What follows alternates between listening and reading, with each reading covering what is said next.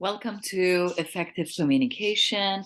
This session specifically is designed for everyone to have better communication skills in workplace and while you're studying. The benefits of communication is quite impressive. When you improve your communication skills, you will definitely get promotions. You will definitely have a chance to go up the ladder within the business. And of course, in at school, university, and college, if you're a student, you can improve your marks just because of the style of your communication. So make sure that you watch every week video that I post and write down your questions within the comment box below. In the workplace, effective communication can help you um, build up a stronger network. Basically, you manage your employees if you're in a higher position, and of course, you build better teams. Um, you need to be yourself. You grow your network and organizations quite rapidly, and then you retain the employees. And of course, that's the fact that if you have um, good communication skills, not only you improve at workplace, but people will introduce you to the next group of networks in any gathering. Try to have these skills with you. You benefit from good communication by enhancing your creativity, your innovation when you communicate. As a matter of fact, it's not what we say, it's how we say it, which makes a big difference. You build stronger relationship with other people, you attract people, you attract opportunities within your organization. And also is not only at work, in your personal life, effective communication can lead you to have better emotional, mental, social, and physical health. You have deeper understanding of people and deeper understanding of the existing connections. It is very important to have the good bonding of trust and transparency within your communication. If you're unsure to expose some kind of information, be honest and be transparent. By having these communication skills or professional communication skills, you learn how to solve the problem, how to resolve conflicts. In face-to-face communication, as a matter of fact, body language plays an important role, and communication is basically 55% nonverbal and 38% vocal, as like tone and an inflection, and 7% words. It is important to have good vocabulary list. I posted other videos with good vocabulary that you can insert them into your writing at work, at school, as well as your communication. By practicing them more, you keep them in your short-term memory and long-term memory. A researcher, Merabian Albert, he pioneered studies of body language, and 97% of the communication is body language. And it does not basically involve what you actually say. It's all about your body language. Positive body language is very important. Your posture, upright, confident, receptive, open, of course. Your palms are open.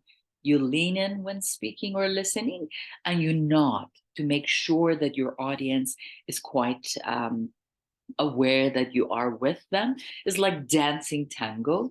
Negative body language, the fact is that definitely includes biting your lip nervously, looking bored, crossing your arms, like closing type of body language that we always avoid in order to build up better networking. Putting your hands on your hip and having different postures. So make sure that body language is aligned with your verbal language. How you can improve your communication skills is a next step. Communication is an important skill that nowadays at most of universities and colleges they teach these courses as an important elective because even if I am a genius in my technical knowledge, without communicating that, no one can guess what I'm thinking and how I would approach that. There are some ways that you need to start improving your communication skills. Few of them are considering the audience, for example, because when you communicate, you create that kind of context or content for a group of audience. Without the audience, it's just obviously communication would not come to any effect. Who you're communicating with is giving you a better understanding. I have other videos regarding the audience, purpose, and the tone of your communication. More than welcome um, to check those videos. You intend to communicate with a group of people, therefore your message should be designed for your audience effectively to get the message across. In order to have better communication, you need to assess the age, the race, the ethnicity, gender, the marital status, income, education levels, subject knowledge, professional experience. They all come to effect when you're communicating with a group of the audience. If you're advertising, for example, a fast food restaurant, you might want to deliver your message to an audience that's likely to be hungry. So that from the color of your presentation slides to the tone, to the enthusiasm, and of course, body language in person, um, they all come to effect. So this could be, imagine a billboard on the side of a busy highway. It shows a giant cheeseburger and informs drivers that the closest location is just 2 miles away. So remember that telling your family about your engagement is very important and practicing the communication. The next one is active listening. Most people speak to exchange the message. Most people don't listen, and active listening is a skill that of course is even more important than communication. So you need to have your full attention in a communication exchange. By asking question, you let your audience, when you're communicating with, know that you're exchanging information and you're enthusiastically engaged and involved. There are some techniques, including, like, for example, you pay attention to the body language of the speaker or the person that you're communicating with. You give encouraging verbal clues like yes, and like you encourage the other person to continue. You ask question, which is an excellent technique, and practicing non-judgment. So before executing your communication, you need to make sure that your audience are practicing and involved in active listening, and to encourage them to speak more. So if you work in marketing, you might engage in social listening to gather consumer data on social media platforms and Instagram, TikTok, YouTube, and so on. And if you're a professor like myself, you might take advantage to end of semester feedback forms that I ask my students. And I act on the student needs, like to make sure that the quality of my lectures are aligned with what the students need to learn. And if you're a team leader, you might ask Slack messages, for example, for you read those messages with your teammates.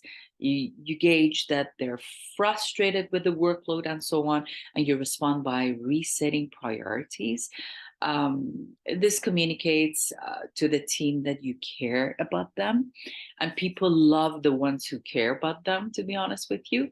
If you're a parent, you might have a disagreement with your child about finishing their homework, but if you probe deeper with open communication, they may confess that their teacher made a discouraging comment that left them unmotivated. So motivation is a lot to do with active listening. So it is important to have clear message, and it is important to make sure that you have clear, correct, complete, concise, and compassionate messages. So these 5 C's will effectively help the listener to understand and properly getting ready to engage as a good characteristic of a message.